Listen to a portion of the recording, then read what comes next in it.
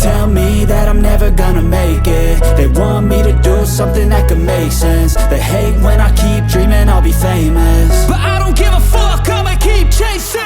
I got all this potential that's deep inside of me, but they hate when you're successful cause they try to be. They sit there being judgmental because you're trying things, and they just want you to settle and do the right thing. So get a good job, don't slack off. Wake up every morning, make a good impression on your boss. Don't do anything that I wouldn't do, and when you're making money, make sure you don't spend it too soon. Fuck that, I'll do what I wanna do. I got a different path from everyone, and that includes you. Who are you to tell me how to live life? In these times it feels like nobody is right, yeah. So I'ma figure out what else we succeed, and then invest all of my time into that and proceed.